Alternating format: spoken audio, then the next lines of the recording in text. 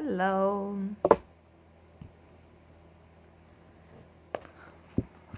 So, oh, right. Okay, so we have to invite some people first. I always forget that. That's true. And go ahead and invite people as well yourself if you are getting on and you feel like it. And we're going to start with. I'm going to do some translation tonight, which actually is brand new. And I got the inspiration to do it just a little bit ago. I was doing translation for a French healer called Renee for the last 3 days, which I posted on my wall earlier, because I couldn't do these lives actually um, at the time, and I realized it's definitely something that I absolutely want to continue doing for sure, and that ultimately it benefits a lot of people to have access to some things that they may not be able to find. Now, Bain Saduno is, you can research him later. He lived 100 years ago, and he was an actually surprisingly modern, extremely modern guru who I'm getting to know myself right now. I've heard of him, of course, for a very long time. I say, of course, because he's Bulgarian, and so I've heard the name, but I definitely did not get into his teachings until this year, or last year, really, because this year's.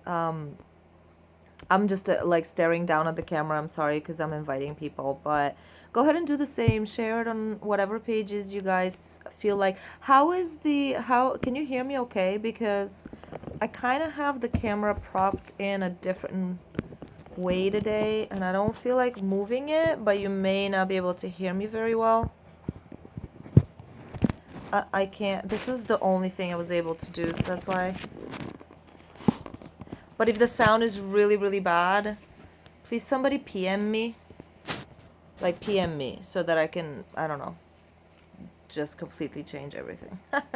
I don't know what I could possibly do about that. Um, so I'm gonna attempt to do a translation of something that I'm reading at the moment, that even with all my years of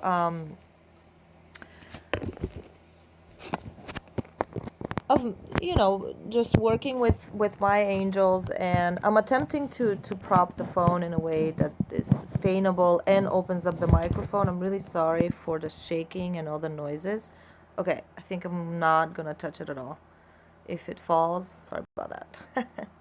um we're doing the invitation part, so go ahead and share and invite. And by the way, if you're brand new to this, welcome. Hi, my name is Eve with Intimately Connected.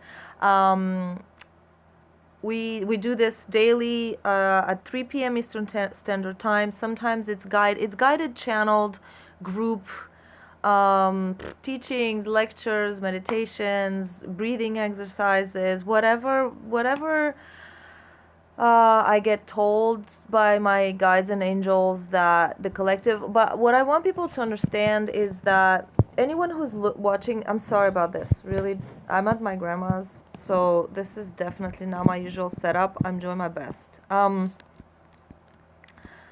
And I go ahead and invite people if you feel inclined to do so. If not, just give me a few moments to finish with some invitations, and so yeah, we do these daily, and they're different, and they're channeled.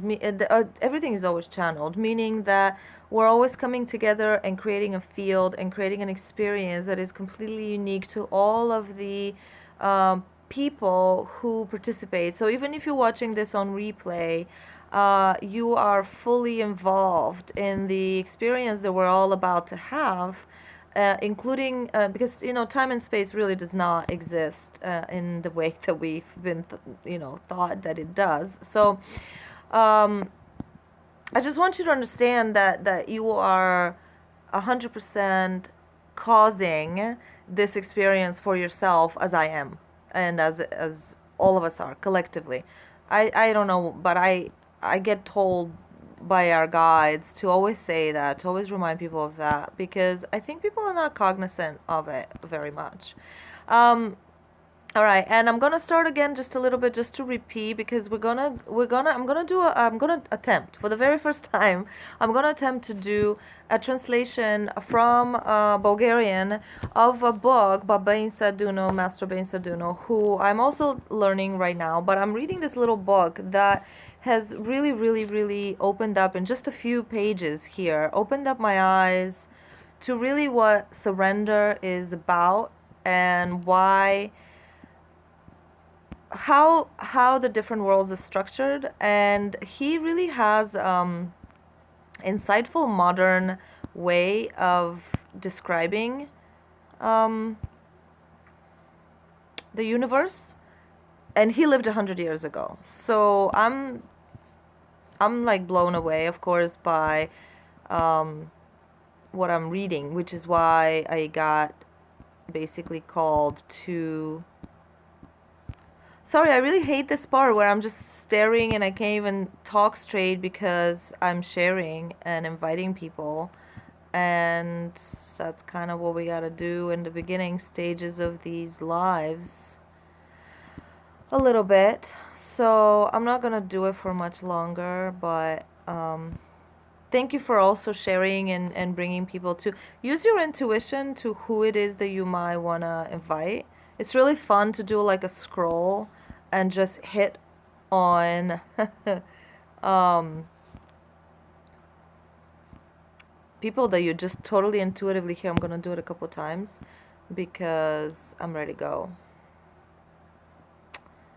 I'm ready to go. I've never done this before, where I've never done a translation, so I'm a little nervous, to be honest with you, about what I'll be able to transfer, but I trust Spirit that everything is exactly as it needs to be, so that's all good. I'm not really seeing. I'm looking for someone I can feel. I'm looking for someone, but when I'm scrolling, I'm kind of not getting a hit on who it is that Spirit is looking for. So I'm gonna give it a couple more scrolls and maybe just here's one, and maybe just start. Okay. And at this point, my phone is just gonna have to just figure out a way to survive in the air. I don't know how, magically. Just please do it. Sorry, guys. Oh, sorry about that. Don't know how to get this to stay. I broke everything. Oh, maybe we have. Nope.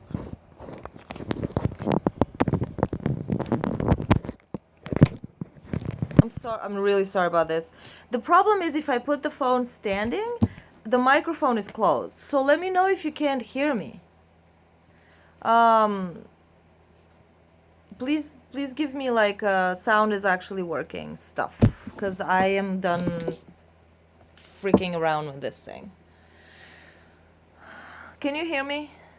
Is that okay? Like, I'm gonna wait for someone to tell me that the sound is good, because before I keep going, I'm gonna try to find out what part of this I wanna hear.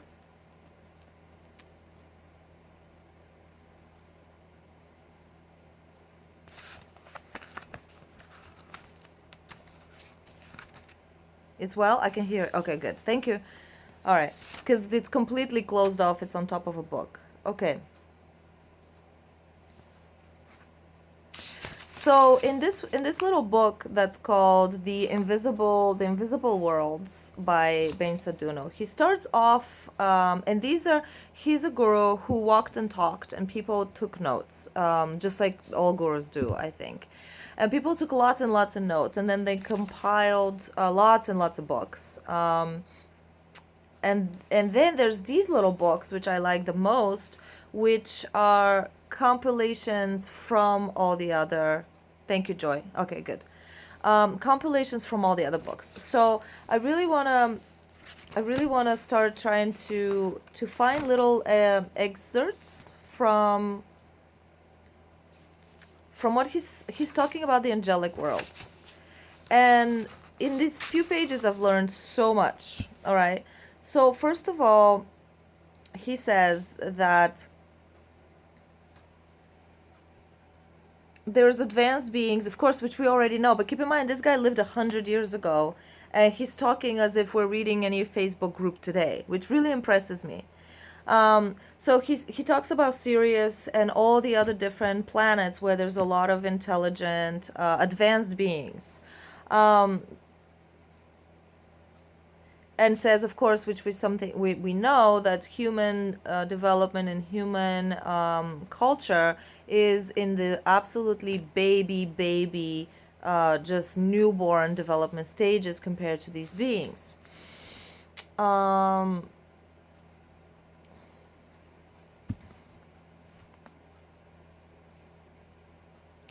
So he says, by the word angel, we tend to understand beings who are so enlightened and awakened that they glow like suns.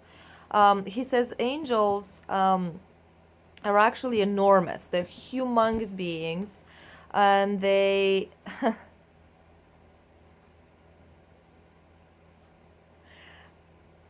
and they travel way faster than the speed of light. And so to them, to visit Earth, to visit all of us simultaneously on the planet, will take micro parts of a second if they traveled at the speed of light, but they travel way faster. So for an angel to go across the galaxies to all sorts of other universes and worlds, it's incredibly easy. They just don't, they're huge. Their beings are huge. And he also says so people think, if you do manage to visit the angels in the real worlds, in the angelic worlds, you will see order, very, very strict order, the type of order in the society that just does not exist on Earth.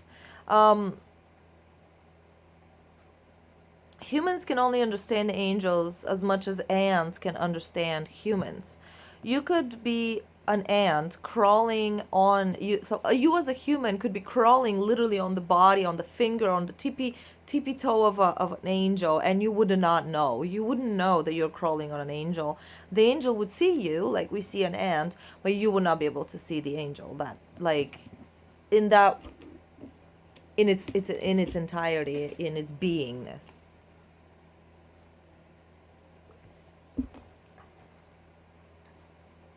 And for those who are just joining, I'm doing a translation of a book that I just find really fascinating about the angelic realms. So,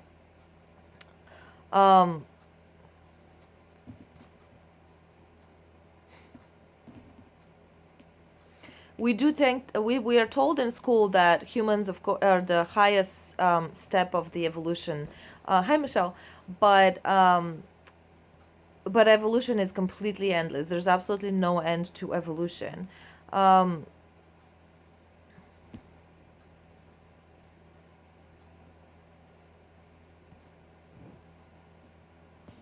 The only thing angels are limited by, the only limitation angels have in their realms, is that they cannot make mistakes. It's impossible. In their world,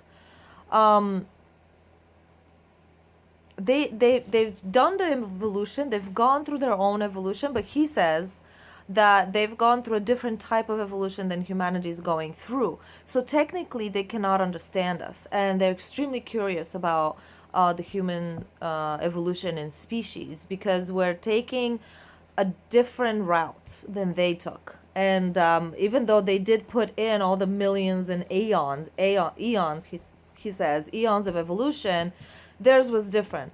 And so they cannot understand what sin is. It's just not comprehensible to them. It never existed in that form. They cannot make mistakes. I have a hard time understanding what that even looks like. They cannot make mistakes. He goes further to say that in their worlds, you actually cannot think negative thoughts. It's impossible. It just doesn't exist in the matter. It doesn't exist. If you try to speak a negative thing, a word in a, it doesn't come out. Like nothing comes out of your mouth until you change that to something loving, and then it comes out. It's hard to. He's trying to explain how impossible it is to basically understand a true angelic realm. And so let me see if there's something here that I don't want to skip.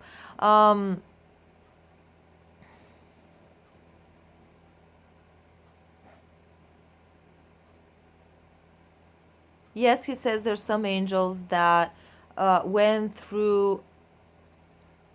It's also kind of hard to understand him sometimes because he'll speak in, because he walks and talks and people write. So sometimes like there'll be a sentence out of something out of context or something. So sometimes, but he does say here that yes, there of course there's dark angels and angels who have fallen, but he says they haven't so much fallen as they have lost their wings. Um, I don't know what to make of that exactly right now, but we'll just keep going.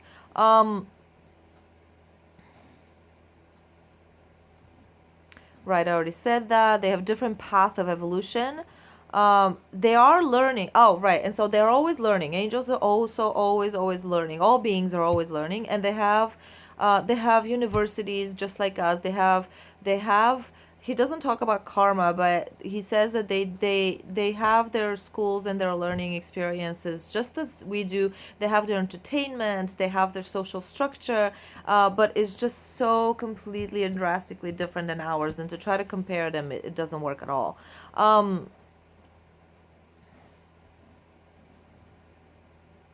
They are learning from our lives. They watch our life and they learn, because in our lives there's something that they don't know. Uh, the experiences that we have, they've never had. Um, and we do not understand their experiences. But we are very interesting beings to them. They're very curious about us. Millions of years ago, they were millions, I don't know, in other places they say eons. They were at the beginning stages of their evolution where we are now. Um, Angels understand all worlds. So he divides the worlds in three categories: the physical, which is our realms; the divine, the spiritual, which is fifth, no, fourth, fifth, and sixth dimension; and the divine, which is seventh, eighth, and ninth dimension. This is according to him. Um, Angels understand all of those worlds, observe all of those worlds, can travel in all of those worlds. If you combine all of the knowledge of humanity,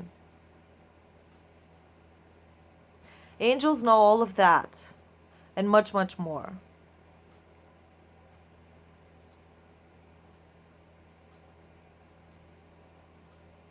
Here he talks about the speed of their travel. They travel between galaxies within parts of a second, way faster than the speed of light.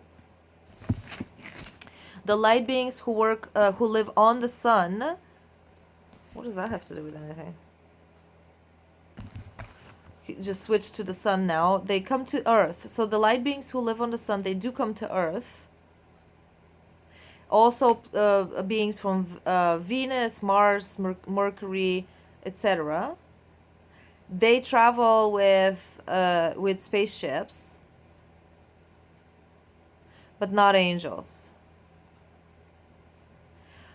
Those beings may travel, light speed may travel from those places for 500 million years. What a big distance.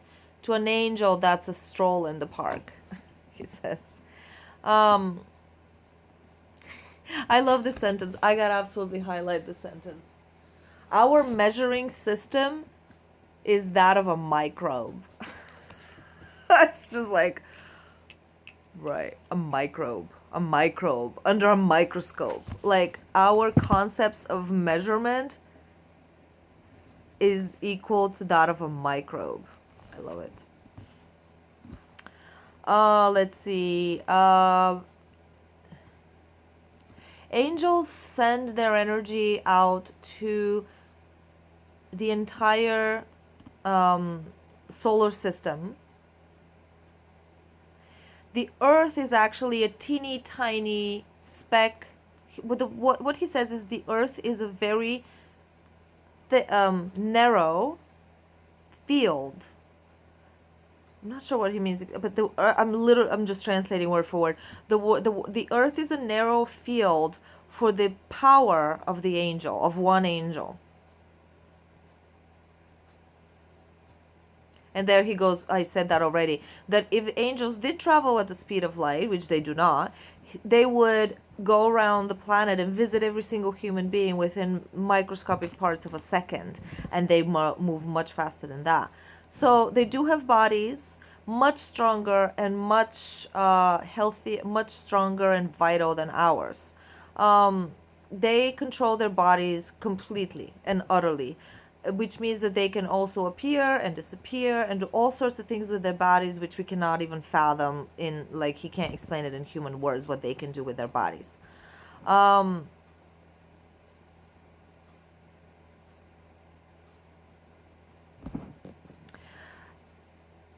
Okay, yeah, he says over and over and over that angels, the biggest value in the angelic realm is purity, purity, purity, pure thoughts, pure actions, pure emotions.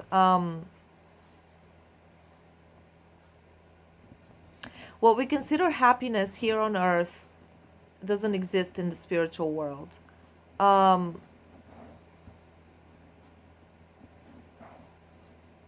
Here, in the angelic world, you cannot say a word. In the angelic world, you cannot say a word that has two meanings. So you cannot be ambiguous in the angelic world.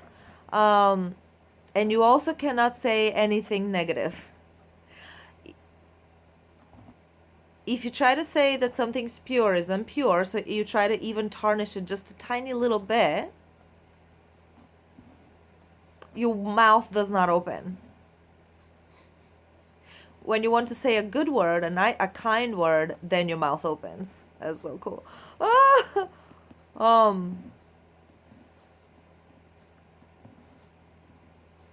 There's three types of angels, three angelic realms. First angelic world, the second angelic world, and the third angelic world. They speak different languages in those different worlds.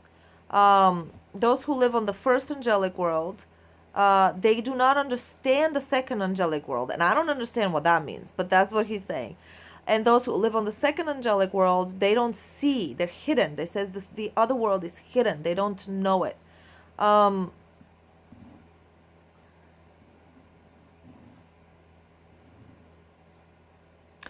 In an angelic world, you can never pronounce the word. This is so cool. You can never pronounce the word of a thing or a person or an object that you do not love. So unless you're experiencing absolute love towards something, you cannot speak of it. How cool is that? Because they're 100% pure love. So they can't, basically their spectrum of existence is limited to what is love. And if there's anything outside of love, it literally falls out of their world. It's amazing, because actually yesterday I was showing you guys this thing that my angels showed me, which was actually the path of God.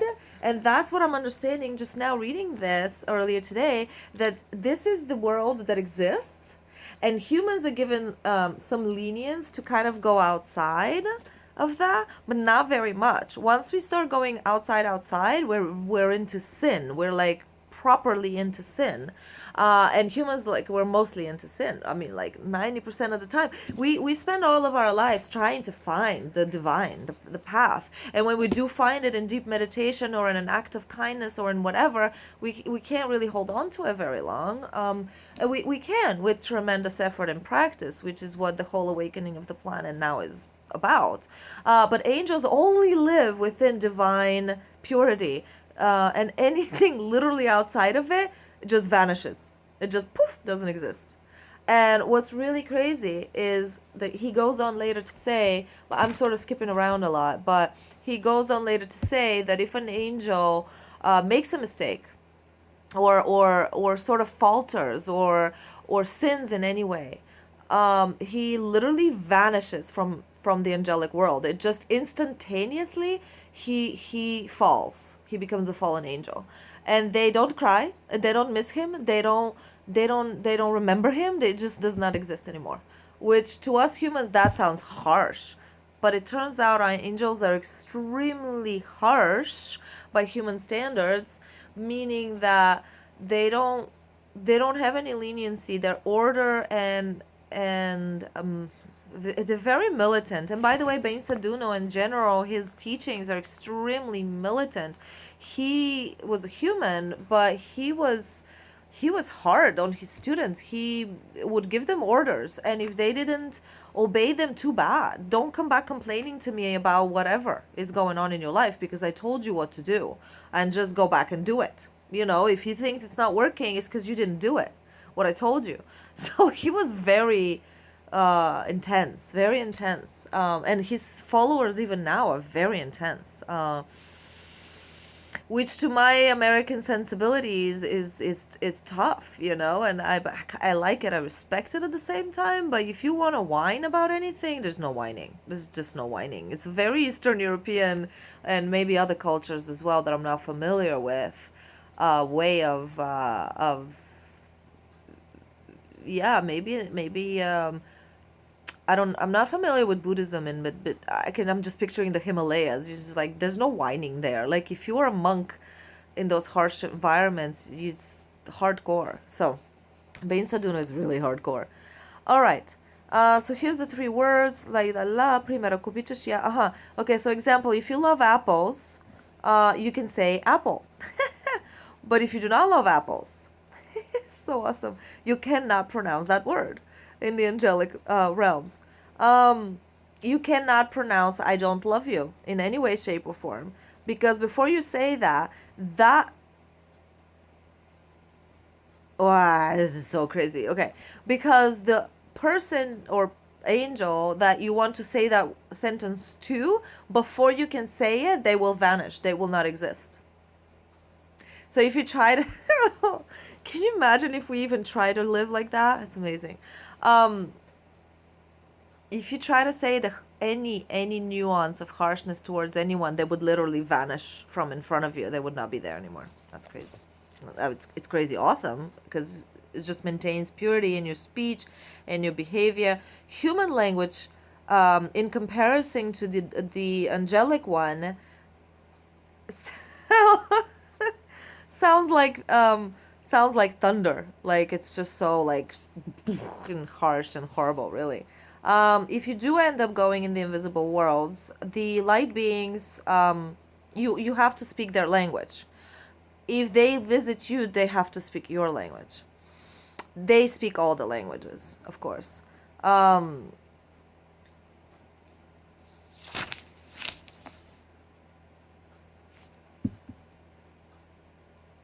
If a being of such measure speaks to you, you will experience utter bliss. If you manage to hear them speak to each other, you would experience utter bliss.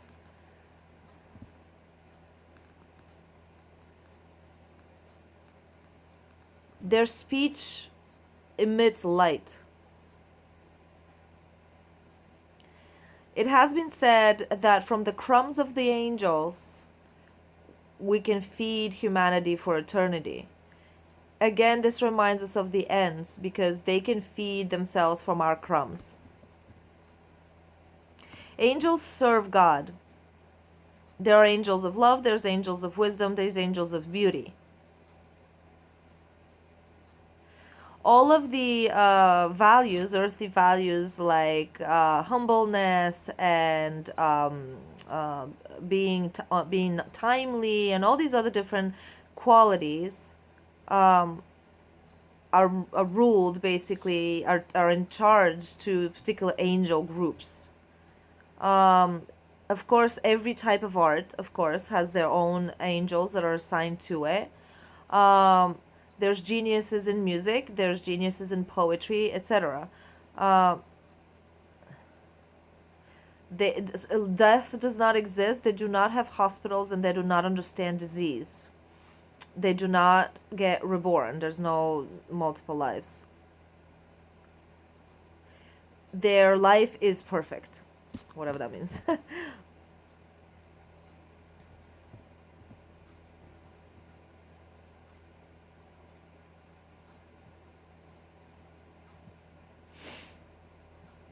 I'm just skipping a bit because there's no way that, and it's kind of clunky. The whole text, like I said, it's combined one sentence from here and there. So, angels are beings who participated in the creation of the universe. All divine beings and powers go through us. I'm not quite sure what that means. They protect us, they help us, and they bring God's blessings onto us. So they kind of go through us, they live through us somehow.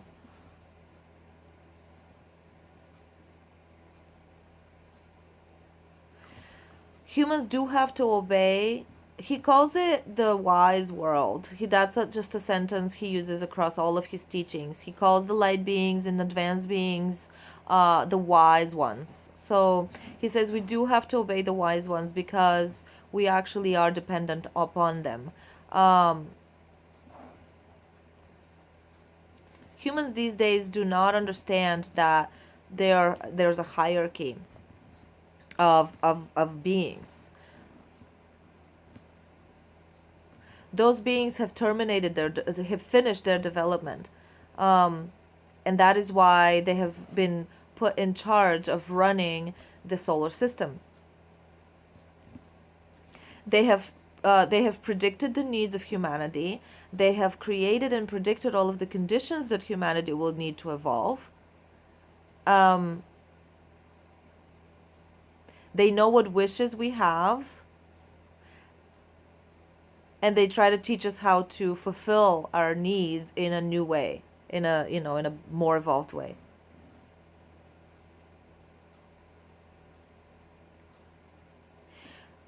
Humanity's free will, is only within their willingness to follow the wise beings. So that kind of means to me that we have we have free will once we start paying attention and once we willingly start learning. Until then, we have karma and destiny, which basically are the forces around us that we are, unbeknownst to us, are pushing us into different walls and paths and experiences in order to become awakened. And once we awaken to the fact that we are being guided and that that this hierarchy exists and where we fall in it and what our goals are and all these other things that we're awakening to, then our free will kicks in. And now we get to choose to do the things correctly or still experience. And that again goes back to this thing, which probably doesn't make much sense to a lot of people, but it's the proper path with leniences around the proper path. Like, we are allowed to fall in the ditch and we will always be forgiven and we're always loved. But once we become awakened, we know where the ditch is and we know where the path is. And now we really have free will. So that's kind of what he's saying here. Hi guys. Sorry, I don't really look at comments, but I do see if there's a big chunk or something that's really important, I'll try to address it at the end. Let's see. Angels are much, much, much more organized than us. They have their bodies are millions of times more durable than ours, healthier. Their bodies are made out of light matter, whatever that means exactly. Here he repeats the speed that they travel at and the fact that they can do a lot of things with their bodies that we can't even comprehend. And here he starts explaining about what I already said about the fifth dimension. And they say the thing is, if they look at it from the divine perspective, we live in the seventh, eighth, and ninth dimension to them. But if we're looking at it from the earth, then we live in the material first, second, third dimension, and then the dead people, our diseased souls, are fourth, fifth, and sixth, and then the angelic. Wait, hold on. I gotta find it because where are the divine ones? No, the angels are in the spirit world, is what he's saying. Yeah, he says the angels are in the spirit world. So there's the physical world, the spirit world, and the divine world, and each one has three stages.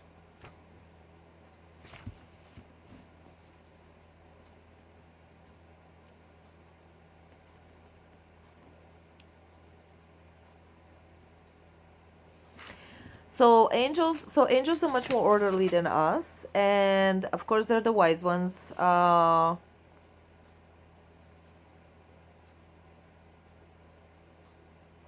Wisdom is the quality of the angels, and basically they emit wisdom. They just kind of send. He says they send out their wisdom through creation. They just they just emit it everywhere. They have so much of it, so much wisdom that um, it just flows over onto the earth. Um, he says, what will they teach us? They will teach us wisdom. Um,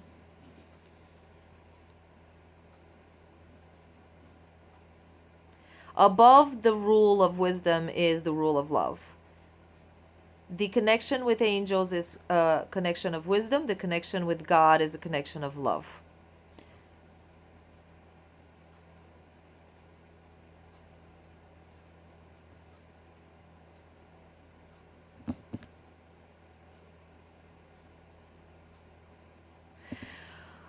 Oh, he speaks a little bit in strange language, so I'm interpreting sort of. He says there's three types of connections. I'm not quite sure what he means by that, but he says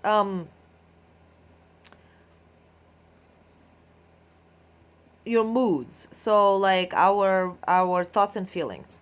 Our thoughts. He says generally that humans in the first three dimensions we're ruled by our thoughts and our feelings, which we already know is true. The spiritual world is ruled by this knowledge and wisdom.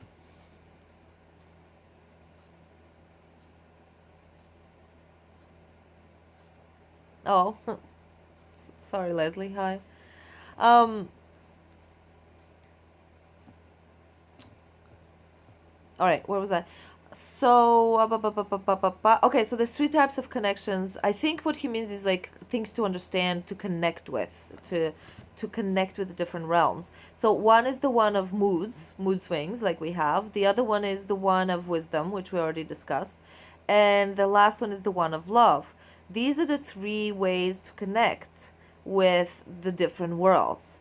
For a person to be able to understand the the life, the point of life in existence, the person needs to learn to connect in those three different ways. If you want to be wise, connect with the angels. If you want to be moody, connect with the animals. It's kind of code language. If you want to be love, connect with God. That is how we can understand separation and oneness, by experiencing all three types of existence.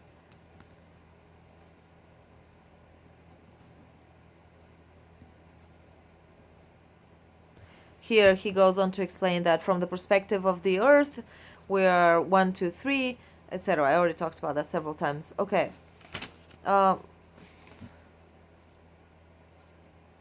Wait, what? Interesting thing he says. Okay, so he already said that the angelic worlds are divided in three. There's the first angelic world, second, and third.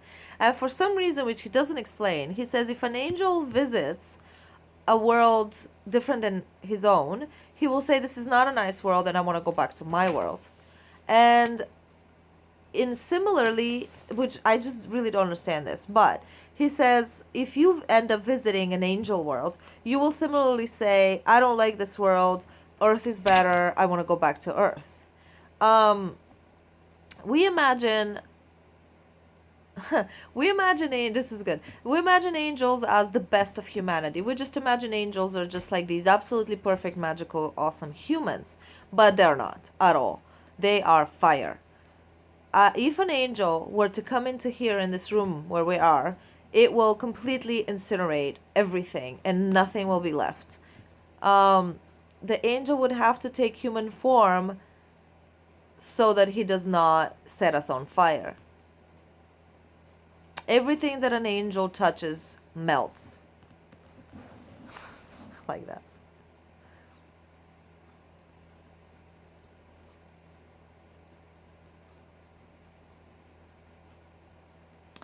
When we say the words love, wisdom, and truth, we are speaking of the divine world. When we use words like spirit, we are speaking of the spiritual world, the angelic world. But when we use words as, but when we speak of people, we're speaking of the material world.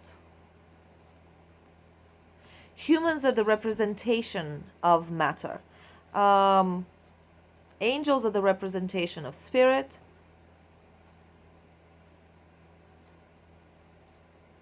And then he stops there.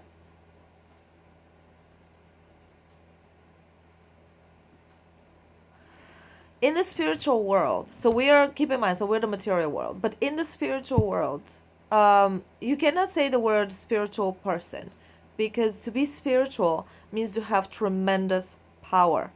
Angels, all angels are extremely powerful, strong, and sturdy beings. To be among them, you need to be strong, extremely strong. I like that.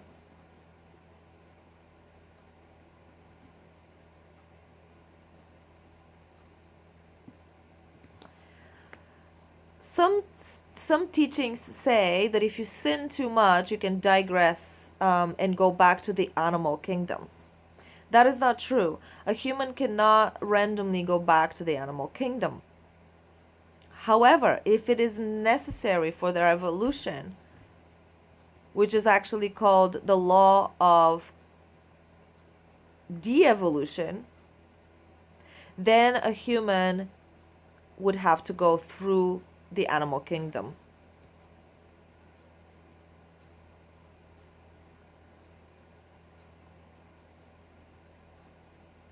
If you actually go into the spirit world, the souls of animals are wise beings, which what he's calling wise beings is evolved beings, like light, evolved beings, which he says we're not. So if you actually go and look at animals from the spiritual perspective, from the spirit world, they are evolved beings, similar to angels, with which you can communicate fully. When they come down to earth, they become animals.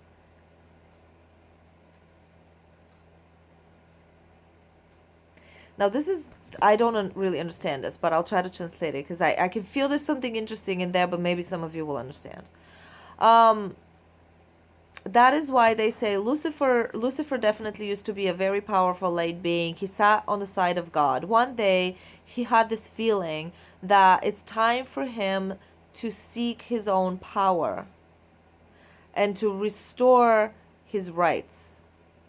Just translating, I don't know what that means. From that very moment, because remember, in the angelic world, you cannot think anything sort of outside of pure purity, and the second you do, you fall out. You're just not there anymore. Just no arguments, discussions. It's like a chemical reaction. You have a thought that's not in love and you're gone to a different universe.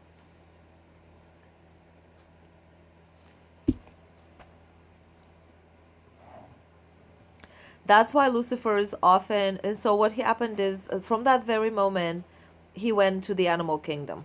So he was a light being that said, I want something different. And he basically chose to have a different experience and went into the animal kingdom. And that is why he's drawn with hooves on. And this is also why animals the animals who are on earth, so there are advanced beings who when they come down to earth, they're like angels who come down to earth and they are in animal bodies.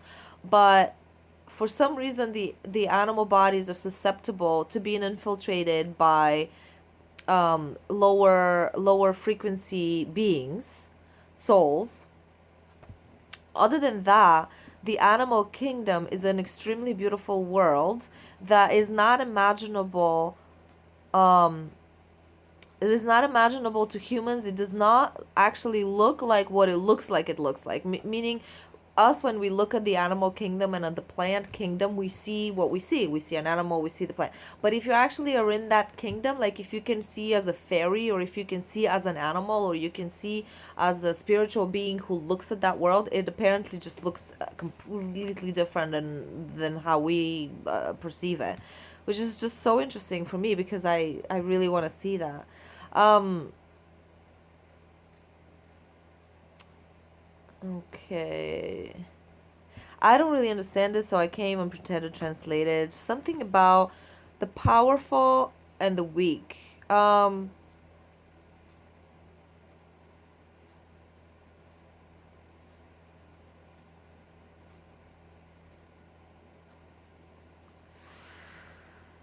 don't really understand this.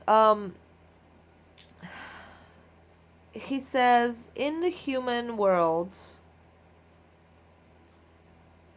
the weak shall inherit the earth, for real. But he doesn't really explain what that means. And so, if a light being is seeking power, they go to the animal world. But they cannot touch the human world. If, however, they seek weakness or meekness, they can then gain access to the human world, for the meek shall inherit the earth.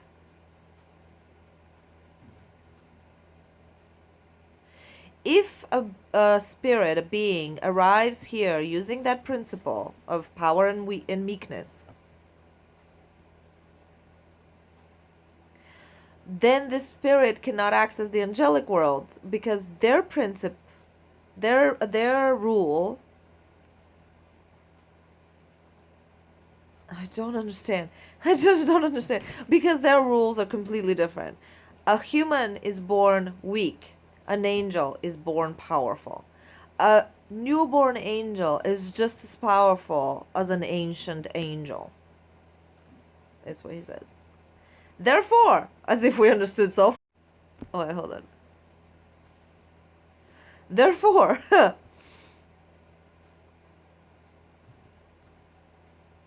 if someone wants to understand what the divine worlds are, the divine is a measurement, is a matrix, basically a measurement system which regulates the rights of beings in all three worlds: the rights of the strong, the rights of the weak, and the rights of all.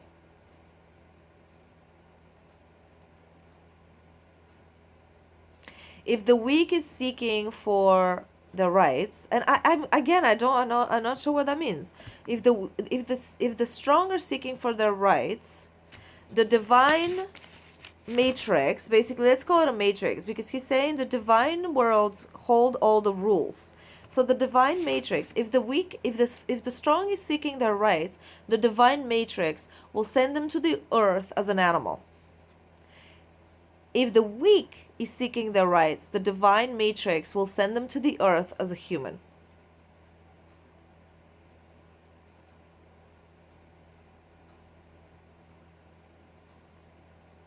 If an entity desires to obtain the rights of all things, then the invisible world, the divine matrix, will make them an angel.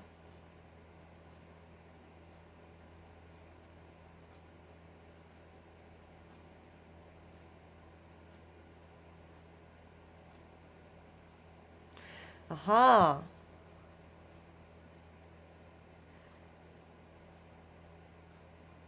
Aha, so as long as you're operating from some sort of egotistical perspective, so even Lucifer, he's saying, had an egotistical desire. He said, I want to experience blah blah, and therefore he was given an experience. It's kind of irrelevant what it is. He's saying in this case, if the weak seek to have a no if the strong seek to have a strong experience, because he knew that he was strong and he was just like, I'm powerful, I want to have a powerful experience, the divine matrix sends him into the lowest realms, and then they're like, have fun, you asked for it. And then if the weak, whatever that means, I'm not quite sure, maybe the juvenile or the young souls, or I don't know, seek to have an experience, it's still egotistical, it's still ego based, but they'll give them at least the earth. And then here's the trick. Okay, so I understood now. And then he says, if however a light being or a being of any kind chooses to experience, chooses the whole, then they will become an angel.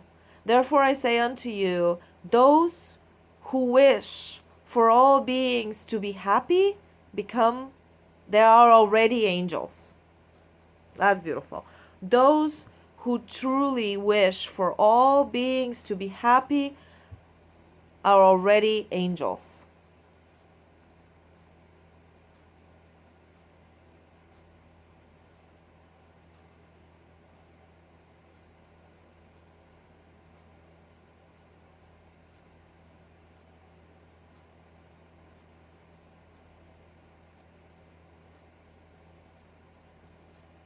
So he says these three types of world, the divine, the physical, and the spiritual, don't really try, you cannot really understand when I speak to you. He's speaking to humans, to a group of people, and he says to them, you cannot understand it, you cannot really understand these concepts, all like the fullness of them.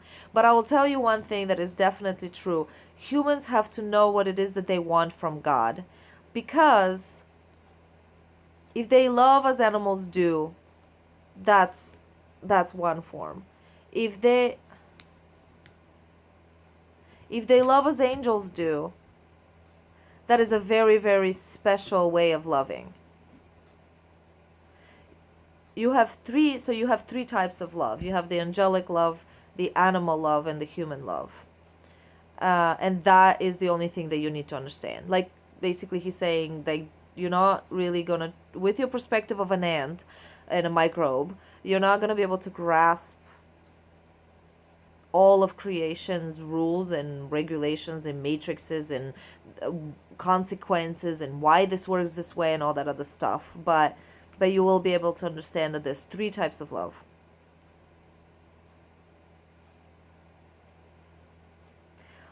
If you understand just that much, you will then understand the vastness, the amazing, the amazingness, of the divine matrix. Therefore, angels are the closest beings to humans. They also have their schools, their churches, their gardens, just like we do here. Yeah, and if you do go among them, you will then understand the level of order and goodness and purity of love. They also party and they have fun things, but theirs are completely different from ours. There's no hospitals, there's no death. You would think to yourself, let's just get done with this earth thing, earth experience, and go into the angelic realms. Well, I will tell you that it is not easy to go into an angelic realm. Once you leave the earth, the unawakened souls will go through the like purification period, and they can stay there for a very, very long time. The awakened souls, however, will pass right through that space, and they will go into the angelic world, the world of wisdom, the world of truth and beauty, the world of love and eternal light. Now, and I'll probably end with this because I really like this part though. The value system of the different realms. He says, for the angels, there's no greater thing than cleanliness. Now, we've heard this in the Bible, cleanliness is next to godliness. And people take it literally, which also taking it literally is good, of course. But it's so much more than that. It's purity. It's cleanliness. Chistuta. It's definitely cleanliness, but it's cleanliness of feelings and cleanliness of thoughts. The divine world, so the angels is cleanliness, in the divine world is love. There's no higher, um their value system, the highest thing is love. However, in the human world, our most valued things are our thoughts and our feelings.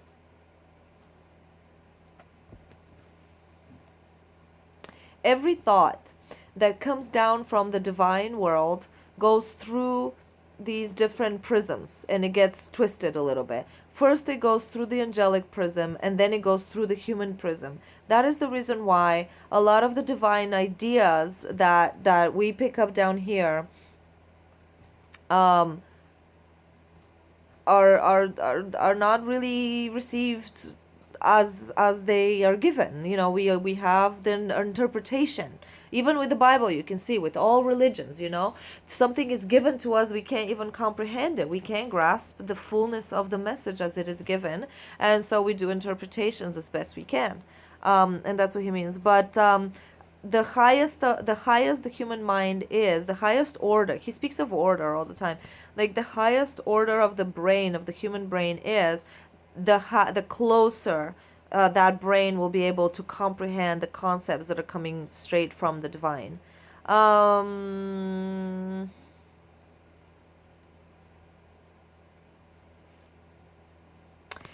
Between the physical world and the spiritual world, there is a road, and it's the right road.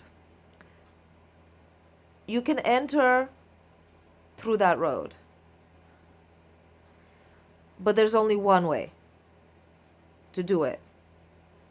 The human has to be pure, completely and absolutely pure, to be able to go into the angelic world, where the thoughts are so clean. One human thought you think is invisible. However, for the angelic and the divine world, the highest possible purity of our human thoughts look like thick, um, thick matter to them. And a bad thought, human, is like the most unpenetrable rock to the angelic world. Um,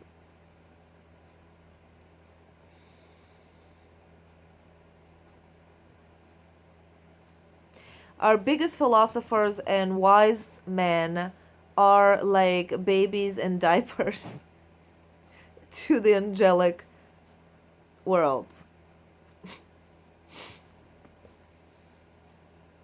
We think very highly of ourselves. I've even heard people say that humans are higher than angels in the hierarchy, in the divine hierarchy. That is not so.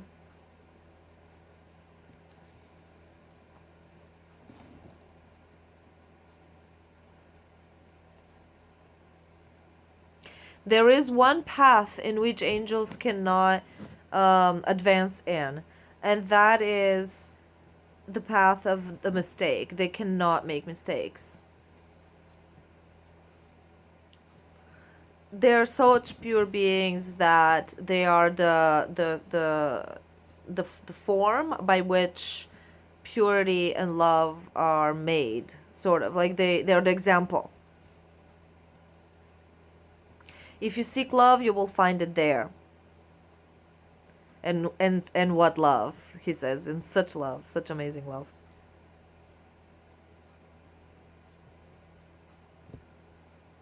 If we can send a human to the angel world, you will see that their culture is just completely different from ours. Between you and them, there's such a barrier that it is so difficult to actually be accepted into any of their schools. How many lives do you have to be in? He says, anyway, I'm translating, but he says so many lives you would have to be in complete um, what's that, like devotional prayer, just an entire lifetime, many lifetimes upon many lifetimes, you'd have to be in complete fast and prayer, just your entire lifetime, in order to potentially be at their gate, at the gate of their the divine the angelic universities. um, it's easy to go to heaven, but to be among the angels is not easy at all. Heaven is full of human souls. When I speak of the angels, I say the fire, the flame, the fire that the angels create. What? Oh, angels create fire and flame. They are they are beings of fire. And you should be humble before them.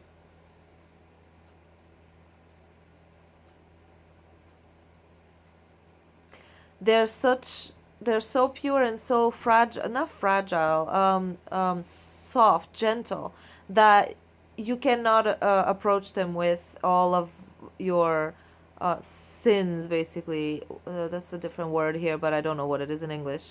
um just cannot approach them. That's he's like exclamation point, you can't get near them. um they're like bees.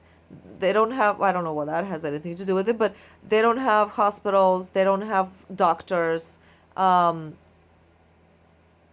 when one among them, this is really like, when one of the angels makes a mistake, he is immediately thrown out. There is no forgiveness, no one cries, he's immediately forgotten.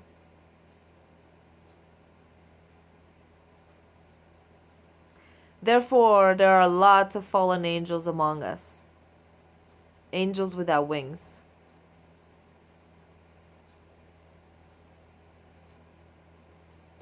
There is a predanie. There's an information that when humans came to Earth, the skies sent a million angels to fall with us in order to help us. When they came, oh, and that when they came, they saw the human daughters, and they fell in love with them, and they married them, and they chose to stay on Earth. That is a again one of those misinterpretations of the information. Um, it's not being understood properly. If you think that human life is complicated, and it is, the angelic life is even much more complicated. They see things which we do not see. They see everything that exists everywhere in creation, on all the planets and galaxies and sun systems and things like that. When you just look at a little star, you just think it's a twinkling star. When an angel looks at a star, he sees all the millions of lives upon that star, all the souls everywhere in creation having their experience. So just they're so multidimensional. And they have to juggle that. They have to navigate this. They're still living beings, you know. They still work, they still, you know. So, yeah, if we think our little human life down here is complex with all the different things we have to juggle and deal with and think and consider, then, you know, angelic life is just insane. Um, Things that make sense to them just have no value. Like, not only no value, they just can't, we can't even grasp it. Um,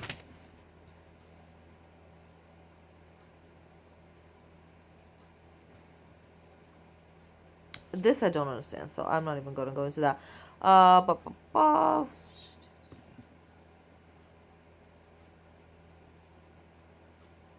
Humans live in the area under the third angelic realm.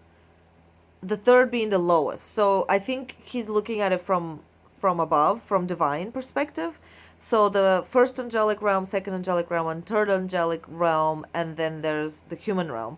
And so he says humans do have the potential, they're candidates for the angelic realm. Is that really possible, you ask? Yes, it is, because angels have also gone through their evolution path, the one you now travel upon. But because we've lived in different time frames, different even planets and experiences, we have different cultures. They are a little different by the character of their light. Their type of light that they emit is different, and their intellect is different than ours.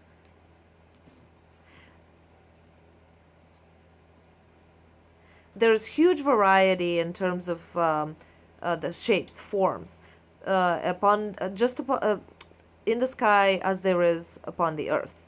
Angels also learn, just like you do. Um, they have universities where it's talked about that. He does repeat himself because, again, these are collections of all sorts of different speeches that people wrote down. So.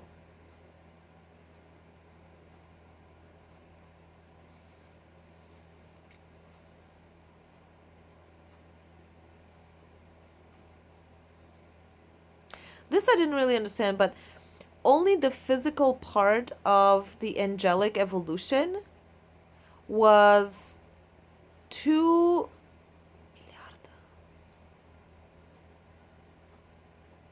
billion, I think.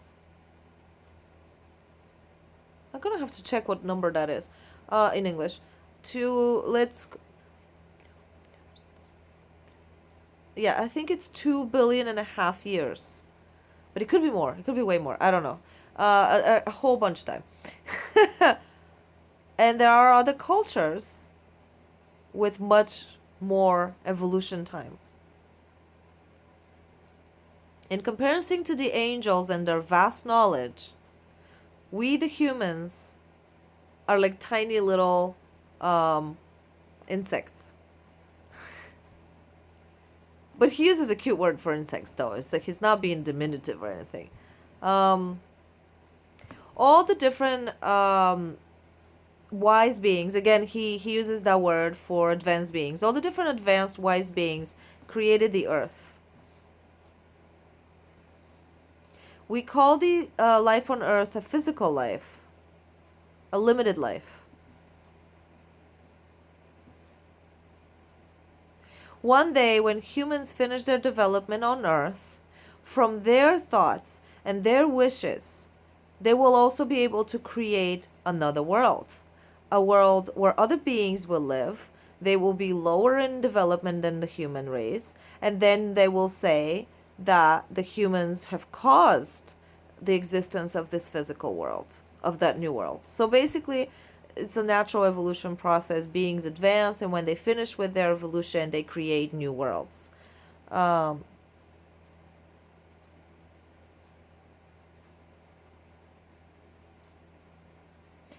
so therefore, you understand now the hierarchy of the worlds, and what it means that all the beings who have gone through a certain type of a certain level of their development create all the different worlds that exist.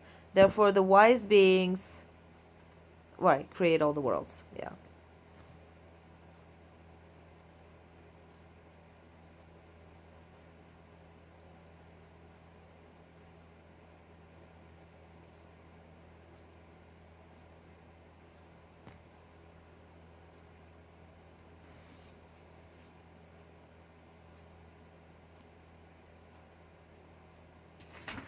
I just want to see if there's anything interesting, because obviously there's an entire book. I mean, I'm not gonna translate all of it, but wait. What? Hold on. There is something interesting. Hold on.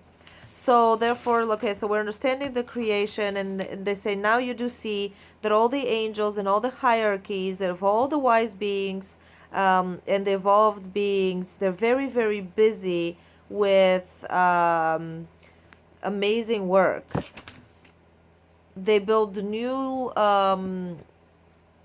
universes, new worlds in which new people will live with ideal ideally organized bodies. I'm translating word for word. With perfectly organized, perfectly built bodies, let's say, brains and hearts.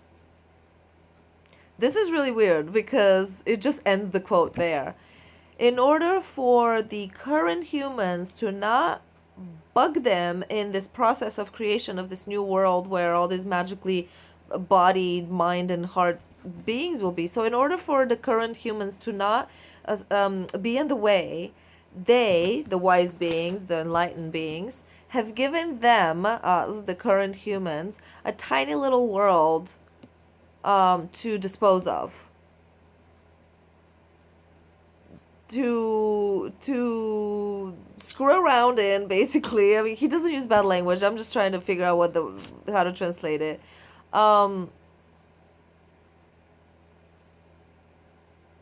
to do whatever they want upon, basically. I don't really know what this means. And then quote ends. It's just like, so while they're busy building this new world for the better version of humans or something, I don't know how to interpret this.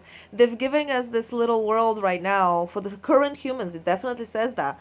So in order for the current humans not to stand in the way of this great work, they've been given one small little world at their disposal to do whatever they want with.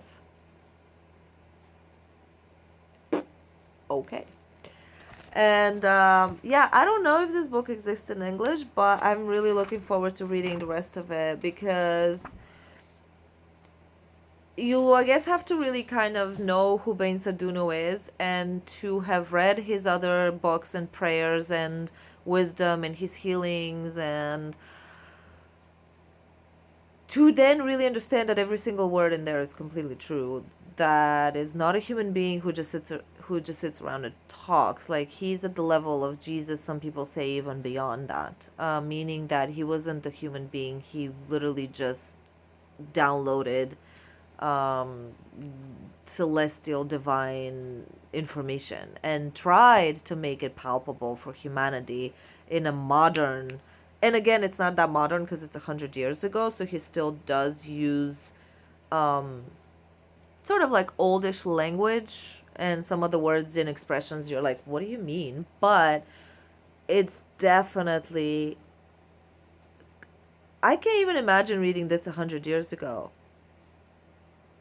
Because keep in mind, like, I'm reading this in the original language, which means that he just walked around and spoke like this.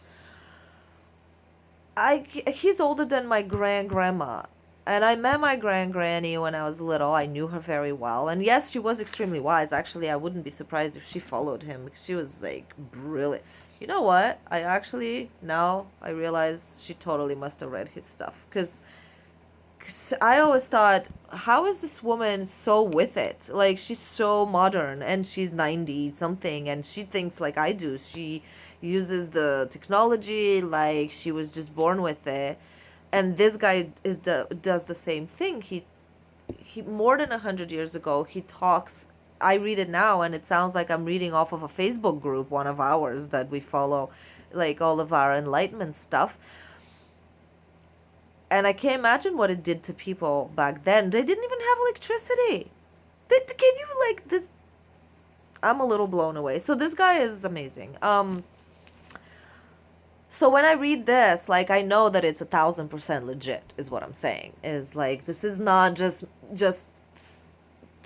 sorry to say, but like just someone from a Facebook group or whatever that's just saying, hey, I know this is true, because I do the same. I channel all the time and I know what I know.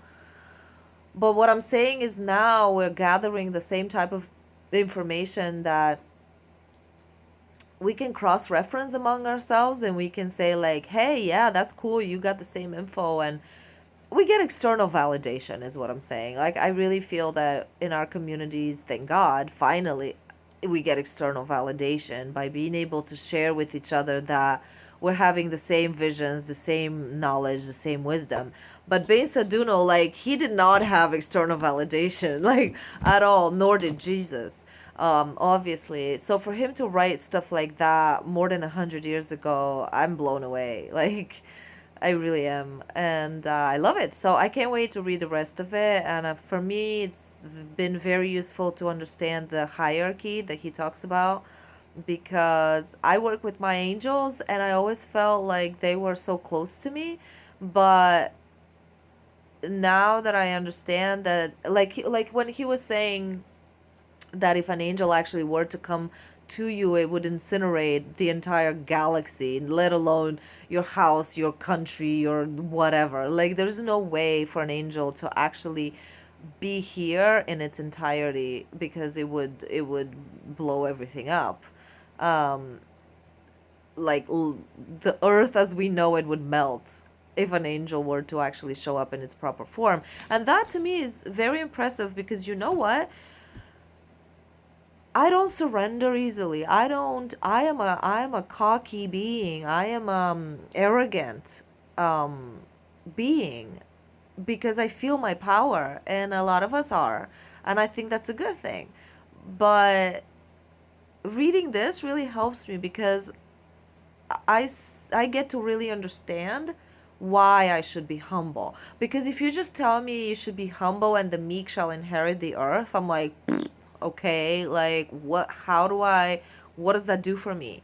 But when you tell me that a microbe cannot comprehend me, and that is the same way that I cannot comprehend the beings that have created this galaxy and this whatever, this universe, who have such vast understanding of the rules of the divine concept, that I can understand.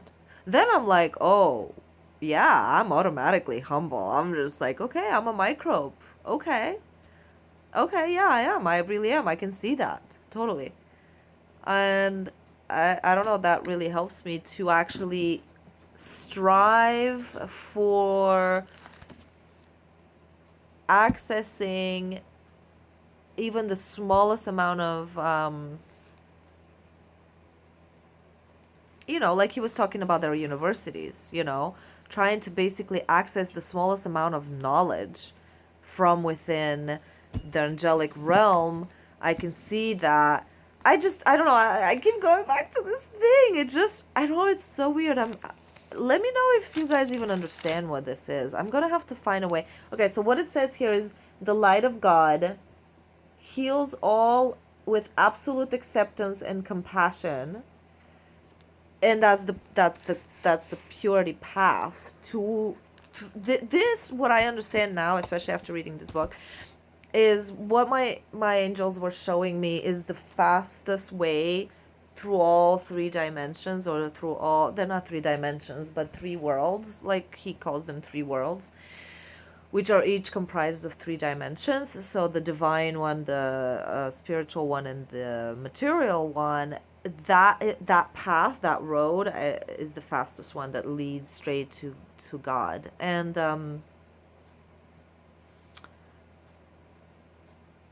I understand that with the description of the hierarchy. And this is just like the first like 10 whatever pages of the book. So I'm really excited to read the rest. All right, cool. I'm really tired. So that's what, I hope that helped somebody. I hope you guys liked it. And if you actually do want to do more of Bain Saduno, as I am learning as well myself, then I can try to summarize again bigger chapters. I don't know if that's something that we just keep doing. We just keep going with it. There is a little bit of English stuff translated in English, as far as I know. There is some of it is available, but most of it is not. So yeah, cool. Okay, I just realized that all my energy just went. I'm done. I'm gone. I will talk to you guys tomorrow. Bye.